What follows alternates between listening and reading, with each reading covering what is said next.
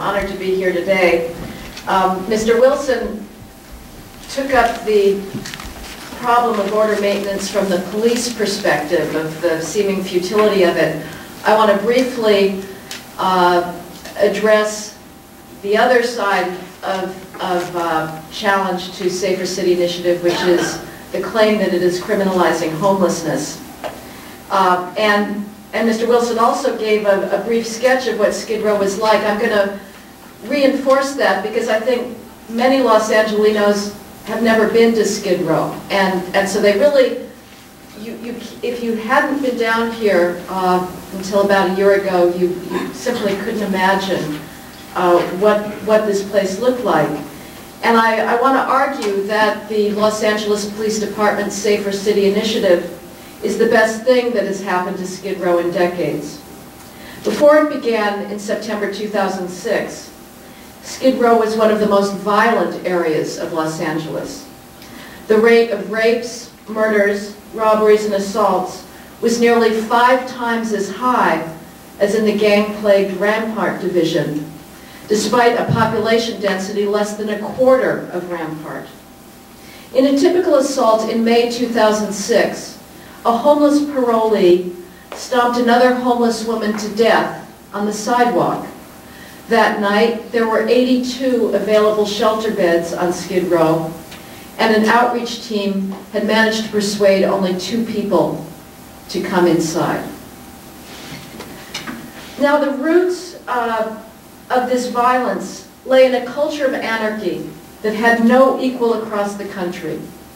Sidewalks were impassable, covered with tents, bodies, and human waste.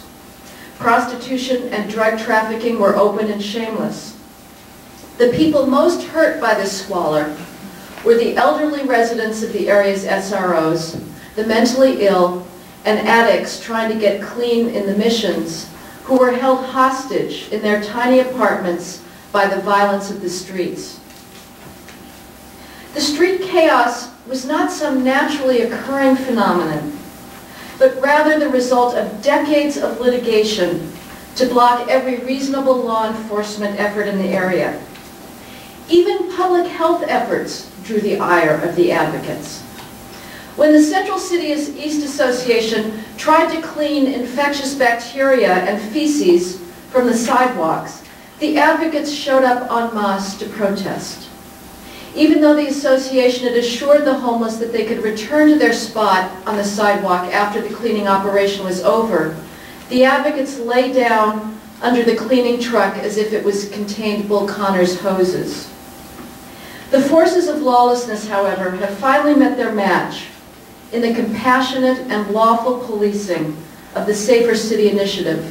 As I'm sure Commander Smith will explain, major felonies dropped 42% in the first 6 months of the initiative. Now, the vast majority of Skid Row arrests target assaults and drug trafficking. But it has also used misdemeanor and quality of life enforcement to restore safety to the neighborhood, and that's what's been so controversial. But the initiative need not apologize for doing so. The idea that someone living on the streets has a right to break so-called minor laws has led to nothing but death, disease, and despair. Far from criminalizing homelessness, as the advocates claim, the Safer City Initiative provides a route into services. Everyone arrested for a misdemeanor who has no background of violence or an outstanding warrant is eligible for a brief drug and housing program instead of jail. Amazingly, nearly a quarter of eligible arrestees turn down this offer, the sooner to be back on the streets after a short jail stay. Vagrants also can wipe past offenses and fines off their record if they complete 3 months of rehab, a valid social goal in and of itself. Enforcing jaywalking and littering laws has made it harder for dealers to hang out on the corners peddling their wares. And asking someone to pour out his bottle at 3 p.m., as I've seen the officers do repeatedly, stops a knife fight at 10 p.m. As for the charge that we've heard by many of the advocates fighting this program, that the police are abusing the homeless, it is sheer calumny that anyone in this room can test for himself by accompanying the police on their rounds. The facts are these. The police are the most constant and humane source of help in the area, and the homeless know it. A love fest greets Commander Smith and his senior lead officers whenever they travel the district. The police put themselves and their families at risk of disease every day, trying to cajole the homeless to come off the streets.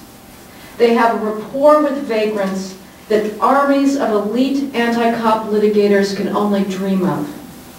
A 6-year resident of the Gladys Street sidewalk has testified, quote, "The LAPD contacts me several times a day. They are my friends and they are good to me," end quote. The Safer City Initiative is not about poverty, but about unlawful behavior. It has saved more lives in a year than 30 years of civil libertarian lawsuits ever achieved. Skid Row's transformation is the greatest vindication to date of the power of policing to improve lives. Thank you very much.